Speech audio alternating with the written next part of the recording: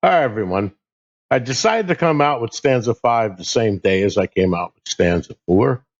I'm just pretty excited about this stuff, and it's hard for me to hold it. And especially this clause here, it's going to be really eye opening for you. And again, as I said in the previous videos, make sure that you watch this whole series because I'm not going to explain stuff that I've already covered in the past. Okay, I want to try to keep this quick.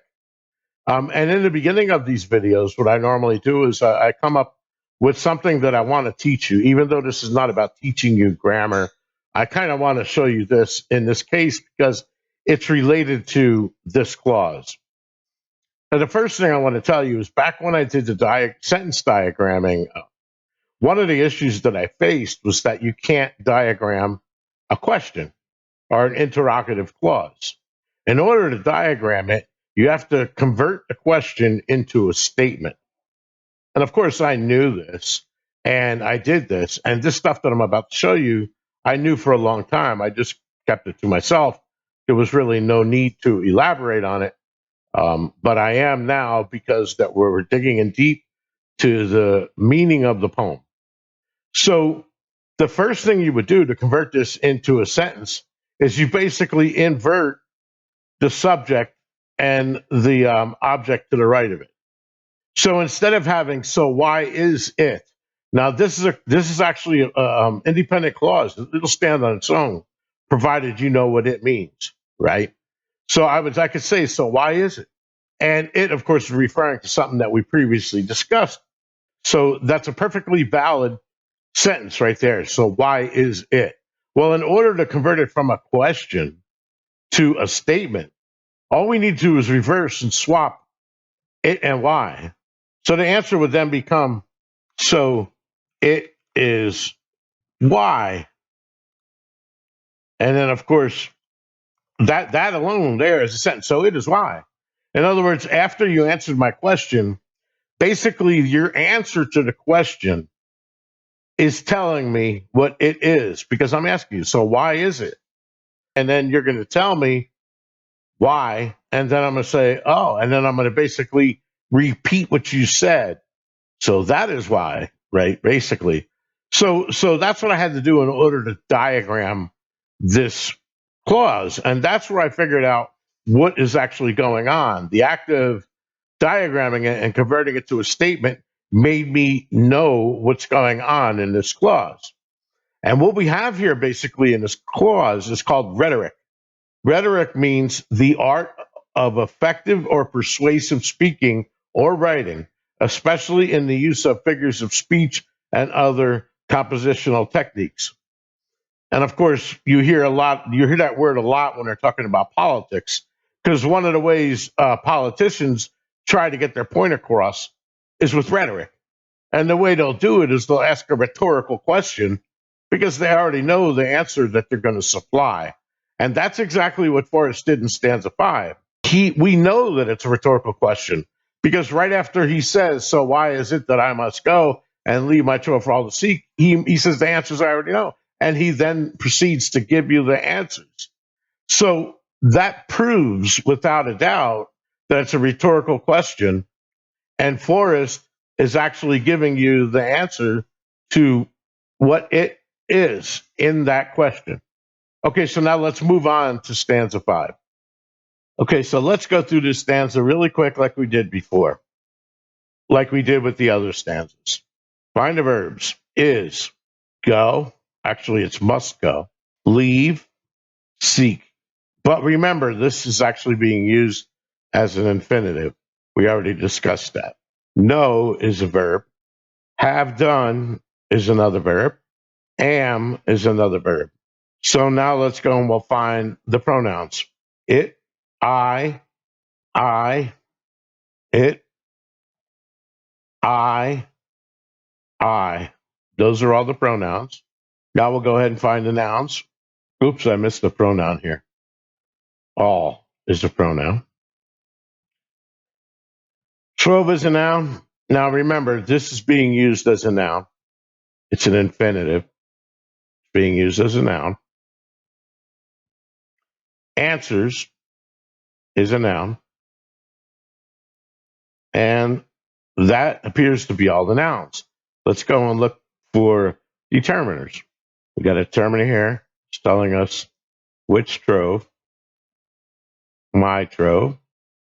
We got a determiner here, which answers the answers. And that's it for the determiners. Let's go and look for prepositions and prepositional phrases.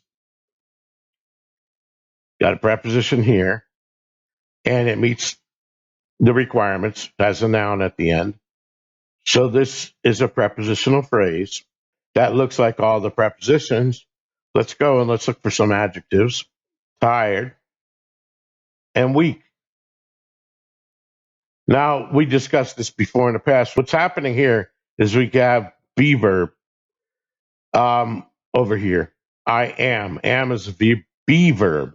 So what's going on is this is actually a subject complement. I am weak. So it's describing I. Over here, this is actually a direct object. In other words, it's telling us what did he do? I have done it. So it is acting as a pronoun. It is the direct object. So this tired is telling us that it's actually an adjective that's complementing the direct object. I've done it tired. So it's not saying he's tired. He's saying he's done it tired. It is tired. Okay. And then, of course, this one is a subject complement. So you have all different kinds of complements. You have subject complements and you have object complements. That's what we have here. Are there any other adjectives now? No. Let's do adverbs. We got two adverbs. We got so and we got why. Why is something that I want to discuss. It's a special adverb called a WH adverb. And WH adverbs, why the word why is one of a couple of them. It's used to make interrogative clauses, which is exactly what we're doing when we're making a question. So it actually modifies is, the verb. So is also an adverb modifying is. So why is it that I must go and leave my trove for all to seek? Okay, here's another adverb already, and it's modifying the verb no. And we're done with the adverbs there. So let's do conjunctions. And I'm going to start from the bottom, and I'm doing that for a reason. Here we have a regular fanboy, and it's linking these two independent clauses. I've done it tired, and now I'm weak. Each one of these is an independent clause that could stand on their own. I could tell you now I'm weak, and it's a perfectly good sentence. I can also say I have done it tired. Perfectly good sentence. Okay. So this fanboy is basically joining these two independent clauses. Now this here, since we're temporarily doing clauses, actually let me hold off on this for a minute. So let's go ahead and find the rest of the conjunctions now. You got and here again. So before I go on, I need to explain to you that we have another subordinating conjunction here called that. And what we have here is actually what they call a that clause. And that clause, no pun intended, basically is made up of all of this here.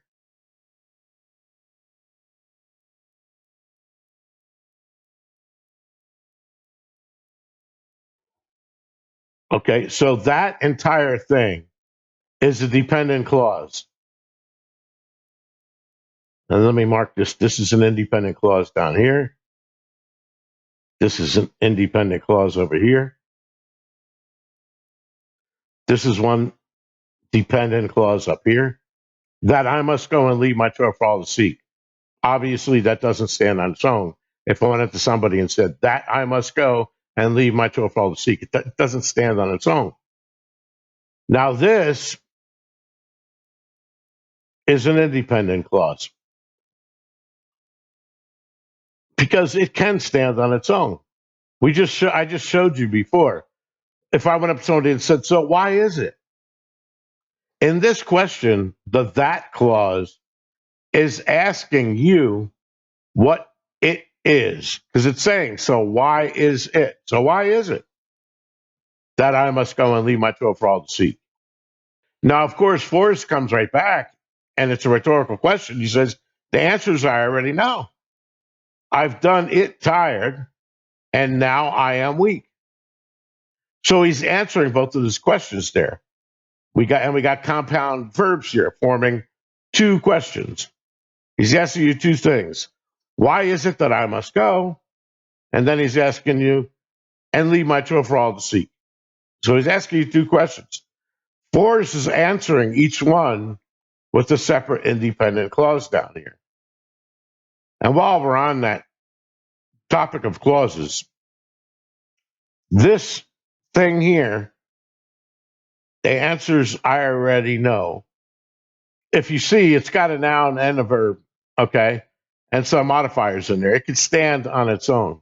But in here, the reason why it's being used, it's an introductory sentence. He's telling you right off the bat, he's saying the answers I already know. Okay, so it's introducing the sentence. This whole thing is a noun clause. And then right after that, it gives you the two independent clauses connected with the conjunction. Both of those are answers to the question.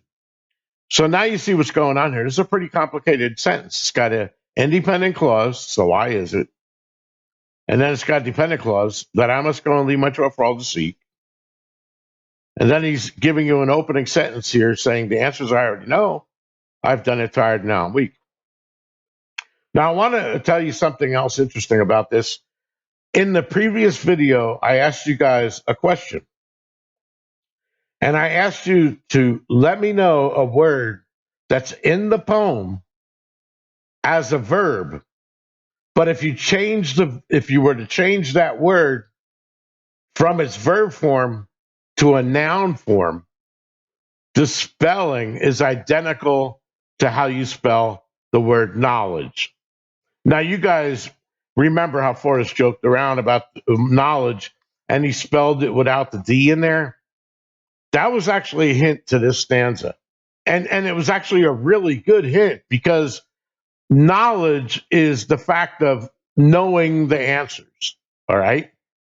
The fact that you have the answers means that you have the knowledge. Okay. Well, it just so happens that the word here, know, which is in its verb form as a noun, is spelled knowledge. That is the noun form. And you can look this up in a dictionary if you don't believe me. Go look up the word know as a noun, and it's going to tell you that knowledge is the spelling for the noun version of know. Now, this is key, okay? And I'm kind of getting in my head of myself again because I don't really want to give away a solution. But you remember the previous stanza was asking us if you have been wise and found the blaze, right? Well, how do you know that you've been wise? You know that you've been wise right here when you read the fifth stanza. When we get to connecting all the stanzas, when he says look quickly down, he wants you haven't been wise and found the blaze yet. So what you're going to do is look quickly down. Your quest didn't cease. You're going to look quickly down to the next stanza. And then he's going to tell you here a bunch of things. He's going to tell you what state it's in. And then he's going to tell you, he's going to give you the knowledge that is going to give you the wisdom so that you could meet that if requirement in the previous stanza. Okay? So that is the whole purpose of stanza 5. 1, it's going to give you the state. And 2, It's going to explain everything that happened above in stanzas 2, 3, and in the beginning of 4, the if clause. Because you got to be scratching your head when you read that stanza, not clause. Because you're going to say, if you have been wise and found the blaze, well, how on earth would you know that you've been wise? Well, he's telling you here, and that was the whole hint behind the noun of know. Because technically, this entire thing that I told you is an opening or an introductory phrase, it's actually working as a noun phrase. And it qualifies as being a clause on its own because it's got everything. It's got the verb and it's got a subject. Okay. But being a noun clause, it can actually satisfy the subject or an object of a sentence. In other words, the subject always has to be a noun. And so does a direct object, okay, and an indirect object, basically. Now, you'll never have an indirect object if you don't have a direct object. And not all verbs have direct objects because not all verbs perform an action on something. But whenever you need an object that has to be a noun, it would be a whole entire clause that could take the place. It doesn't need to be a single noun. Okay? So, in other words, this entire thing, the answers I already know, would actually qualify for a subject that it would contain. Okay, because it is a pronoun, with meaning that it represents a noun. So I could essentially, you could say, what is it? And I could say, well, it is the answers I already know. That whole clause is acting as a single noun in the sentence. So it's pretty cool what he did here. For those of you that are interested in this kind of stuff, there's two more things I want to tell you. And I kind of mentioned one of the words in the past video. It was called parataxis. And parataxis, there's an alternative, which is called hypotaxis. And those are writing styles. One of the reasons why Forrest Fenn mentioned Ernest Hemingway is because Ernest Hemingway is known for writing using the parataxis relation. Parataxis basically means placed beside each other, not subordinated. Everything is on the same level. So, like a child would write like that. A child would break everything up into separate sentences. You said, it is cold outside, period. I want to play baseball, period. I want to, go to the park, period. In other words, they tend to talk in short, choppy sentences. Well, that's kind of the style that Hemingway and the other author you mentioned is noted for. All right. What it does is everything is just stacked and everything has equal importance. Now, if they want to add some form in there so that everything is not interpretive, what they can do is use coordinating conjunctions and join the independent clauses. That's the second thing a student of English would learn. You have all these very simple sentences. Well, let's learn how to use the coordinating conjunctions and make the sentences a little bit more interesting. So, in other words, you say, I would like to play baseball, but it's raining outside. When you're discussing hypotaxis relationships are built using dependent clauses. It's a hierarchy. Okay. Imagine everything stacked on each other. The clauses are all subordinated in an order where everything that it's subordinate to is beneath it. And that's the kind of writing that you would use in advanced documents. And a lot of writers do write like that. And don't get me wrong, Hemingway also uses that technique too. It really depends on what you want to do. In the poem, Forrest used both techniques, parataxis and hypotaxis. But hypotaxis is something that you would use when you want to be very verbose about the meaning of everything. How do the dependencies all line up with the independent clauses? You're making it a more difficult passage to read, okay? But on the other hand, there's no ambiguity because you're specifying right out there, based on the subordinating conjunctions that you use, what your explicit meaning is. You're being very explicit. So Forrest tends to do that where he is explaining or hinting at clues or doing something complicated. But when he tells you that the clues are contiguous, meaning they touch each other, they're continuous and contiguous, he meant that literally. I mean, literally from stanza 2 all the way up until the end of stanza 4 is all 9 clues. Okay. Stanza 5 doesn't have any clues. It's supporting the information that all the questions we had above. What was it? Where is it? Where do warm waters fall? It's supporting all of the questions that he asked above. And also, I don't really want to get into this now. You'll see the meaning more explicitly when I show you how everything is connected together. But when I do that, it's going to be very hard for me to do that without also talking about the solution. But by the time I'm done, you should be able to read it and you will know the solution. I mean, it's that there's really no way that you can attack this grammatically and tell me that I'm wrong. If you can, I would love to see it, but I don't think you're going to be able to. And if there are a couple of grammatical errors here and there, I don't think it's going to have any impact on the overall meaning that I'm trying to project to you. I think that I got it nailed here. And like I said, this is not just an overnight review.